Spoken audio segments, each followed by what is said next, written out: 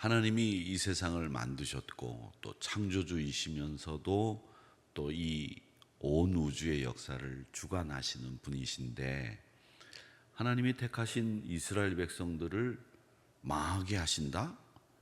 좀 말이 안 되는 것 같아 보입니다. 왜냐하면 하나님이 이 세상의 주관자이시기 때문에 택하신 이스라엘은 어떻게 해서든지 살려 두셔야죠. 그런데 열왕기 저자는 이 이스라엘이 망하는 것을 보면서 우리에게 어떤 이야기를 하고 있느냐, 이걸 생각해 볼 필요가 있습니다. 그러니까 결국은 아무리 하나님이 택하셨다고 하더라도 하나님의 말씀대로 살지 않으면 망할 수밖에 없다. 이걸 열왕기 저자는 우리에게 가르쳐 주는 겁니다. 아무리 이스라엘이든 이스라엘 할아버지라고 하든 하나님의 통치 거역하고 말씀대로 안 살면 결국은 망하는 거다라는 것을 구체적으로 우리에게 일러주고 있는 겁니다. 오늘 13절에서부터 23절의 내용은 아주 짧은 내용이지만 이스라엘의 역사를 한마디로 딱 압축해 놓은 내용입니다. 하나님의 말씀대로 살지 않고 또 하나님의 뜻대로 살지 않았던 이스라엘부터 지금 멸망해버리지 않았느냐. 그러니까 이스라엘, 북왕국 이스라엘이 멸망하고 남왕국 유다가 멸망하기, 바벨론에 의해서 멸망하기 직전 이 이스라엘의 역사를 딱 정리해 놓은 말씀이다, 이렇게 보시면 됩니다. 그러면서 이스라엘이 멸망했던 원인을 우리에게 가르쳐 주고 있는데, 이 원인은 두 가지입니다. 하나는 13절의 말씀에 보면 이렇게 되어 있습니다. 선지자를 통하여 너희에게 전한 모든 율법대로 행하라 하셨으나 지키지 않았다는 거죠. 그 다음 15절의 말씀에 보면 세우신 언약과 경계하신 말씀을 버리고, 이 두 가지 말씀의 내용이 이스라엘이 멸망하게 된 원인이다. 이걸 한마디로 이야기하면 하나님의 말씀을 철저하게 무시한 겁니다. 말씀을 존중하고 그 말씀을 내 것으로 삼기 위해서 몸부림을 치는 게 아니라 아예 귀를 닫아버리고 마음을 닫아버리고 눈도 닫아버렸어요. 무시해버리는 거죠. 이런 상황에서 하나님의 심판이 도적같이 임하게 된 것을 오늘 열왕기 저자는 우리에게 가르쳐주고 있습니다. 북이스라엘에서는 얼마나 많은 선지자들이 하나님의 말씀을 외쳤습니까? 엘리야, 엘리사, 호세아, 아모스, 요나, 심지어 요나는 저 위에 있는 라기스 또 혹은 여러 가지 나라들을, 여러 나라들을 향해서 이 요나는 자신의 신앙을, 말씀을 전파하기 위해서 애를 썼습니다. 그런데 그 왕과 백성들은 아무도 그 말을 듣지 않았어요. 하나님이 요나에게 니느웨로 가서 복음을 전해라 그랬더니 그 니느웨로 가는 일도 주저주저하지 않았던 요나 선지자의 말씀을 우리는 보지 않았습니까? 그만큼 이 선지자부터 시작을 해서 하나님의 말씀에 대해서 온전하게 완벽하게 순종하는 것이 아니라 그 말씀을 버리고 그냥 허망한 것을 쫓아서 가는 거예요. 그러면서 이방 신들을 섬기면서 우상 숭배가 얼마나 심각했는지 오늘 말씀해 보십시오. 16절 말씀 보세요. 여호와의 모든 명령을 버리고 자기를 위하여 두 송아지 형상을 부어 만들고, 금으로 만들었죠. 아세라 목상 만들고 하늘의 이런 성신을 경배하고 바알을 섬기고 또 자기 자녀를 불 가운데로 지나가게 하며, 몰록을 섬기는 사람들이죠. 몰록 씨는 자식을 바치게 했어요. 지금 같으면 하나밖에 없는 자식을 어떻게 바칩니까? 근데 자식이 많으니까 그 중에서 제일 잘난 자식을 바치면 나머지 가족들은 다 형통한다는 이유로 제일 잘난 자식을 불 가운데로 지나면서 몰록신에게 바쳤어요. 이 가당키나 하는 일입니까? 하나님이 용납할 수 없는 하나님의 눈에는 이 말도 안 되는 이야기들을 이 이스라엘 사람들이 한 겁니다. 극악무도한 행위죠. 근데 이게 북이스라엘이 사라지게 된 원인이었는데 남한국 유다도 거기에서 뭐 진배 없는 이런 신앙생활을 하고 있었다는 겁니다. 다만 남왕국 유다는 다윗 왕조를 이어나갔기 때문에 하나님이 그간 봐주신 거예요. 북이스라엘이 먼저 멸망하고 결국은 북왕국이나 다름없는 관습을 따랐기 때문에 바벨론도 이스라엘 남왕국 유다를 가만두지 않았다는 거죠. 그리고 결국 이 바벨론이 남왕국 유다를 멸망시키게 되는 거죠. 하나님의 경고, 하나님의 말씀의 불순종, 이것은 아무리 이스라엘이라고 하더라도 살아남을 수 없다. 이게 오늘 우리에게 주시는 첫 번째 교훈입니다. 자, 그 다음에 또 하나 두 번째 교훈은 우리가 살펴볼 것이 있는데 21절 말씀에 보면 이렇게 되어 있습니다. 이스라엘을 다윗의 집에서 찢어 나누심에 그들이 느바세 아들 여로보암을 왕으로 삼았더니 여로보암이 이스라엘을 몰아 여호와를 떠나고 큰 죄를 범하게 하매. 이렇게 돼 있어요. 이게 뭐냐면 여로보암의 죄가 나오는데 여로보암의 죄와 아합의 죄를 구별할 수 있어야 됩니다. 구별하셔야 됩니다. 이게 뭐냐면 이 아합이라고 하는 오므리 왕조의 가장 나쁜 왕이었잖아요. 우리나라로 따지면 어떤 왕이라고 할까요?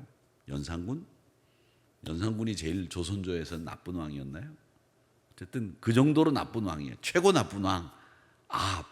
나쁜 왕, 말도 못할 정도로 나쁜 왕인데 이 아합의 죄는 이 시돈의 왕 딸인 이세벨과 결혼을 하면서 바알, 아세라 목상, 온갖 우상이란 우상을 다 가지고 왔어요. 그래서 그 우상을 섬기게 한 거죠. 이게 아합의 죄 중에 제일 큰 죄입니다. 그런데 여로보암의 죄는 달라요. 여로보암의 죄는 뭐가 다르냐면 하나님을 섬겨요.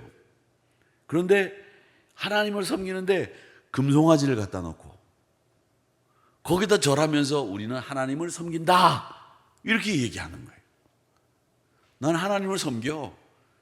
근데 하나님을 섬기는 게 아니라 금송아지 앞에 절하면서 금송아지를 만드신 하나님을 경배하는 거다 이렇게 얘기하는 거죠. 여러분 만약에 여러분이 절에 가서 108배를 하십니다. 108배를 하고 그리고 난 뒤에 기도합니다. 하나님 아버지, 여호와 하나님 아버지께서 이번에 저희 기도를 들어주시고 거기 가서 하나님 앞에 기도한다고 한번 생각을 해보세요. 108배 하고 거꾸로 불교 신자가 여기 와가지고 오면 좋죠.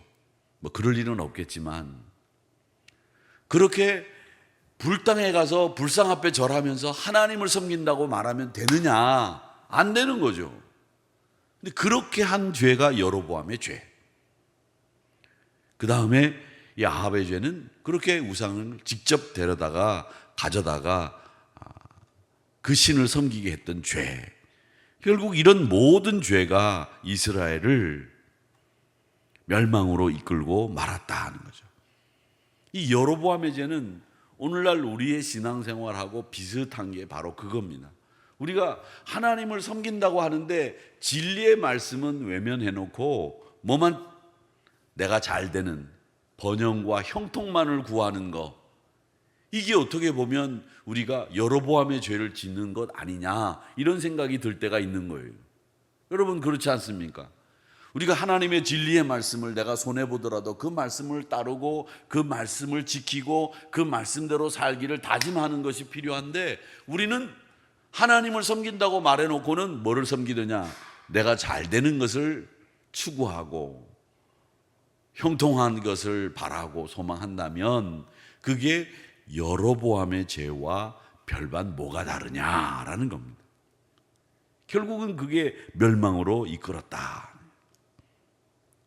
하나님은 우상 숭배자들을 보면서 야 그래도 니네들이 내 이름 부르고 있으니까 아합의 죄보다는 낫다, 다행이다 이렇게 말하실 분이 아니라는 거죠. 네가 일단 교회에 오니까 좋다. 이건 우리 인간들의 입장이죠. 어쨌든 교회에 와서 내가 기분이 좋은 게 아니라 교회에 왔다면 우리는 우리의 형통이나 번영을 추구하기보다는 하나님의 진리의 말씀을 사모하고 그 말씀대로 사는 것을 다짐하고 하나님의 뜻이라면 그저 올곧이 그 말씀대로 살겠습니다 이렇게 다짐하는 것이 필요하죠. 안 그렇습니까? 그런데 우리는 그 올곧은 진리의 말씀을 따라가기보다는 하나님 어떻게 해서든지 이렇게 그의 나라와 의를 구하지 못하는, 먼저 구하지 못하는 이런 신앙생활을 우리가 하고 있지 않은가. 그래서 우리는 이 예배를 드릴 때마다 혹여 여로보암의 죄를 짓지는 않을까, 혹여 우상숭배와 같이 온전히 요한복음 4장의 말씀처럼 영과 진리로 예배해야 되는데 그렇지 못한 예배를 드리고는 있지 않은가. 우리는 늘 면밀히 살펴야 한다는 겁니다. 오늘 우리가 하나님의 말씀을 전하지 않고 하나님의 말씀대로 살지 않으면 교회는 명백히 여로보암의 죄를 짓고 있는 겁니다.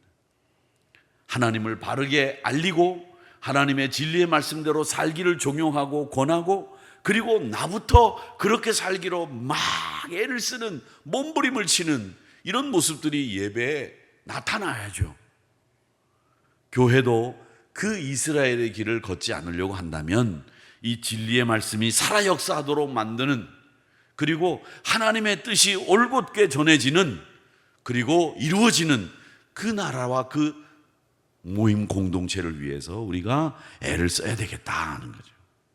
하나님은 온전한 예배를 원하시고 계시고 또 하나님은 진리의 말씀대로 살기를 원하신다. 이걸 우리가 이 열왕기 말씀을 통해서 배워야 되겠다는 거죠. 결국은 우리에게 제일 소중한 것은 우리 하나님은 예배를 통해서 영광 받으시고 예배를 통해서 우리에게 축복도 은혜도 더하신다.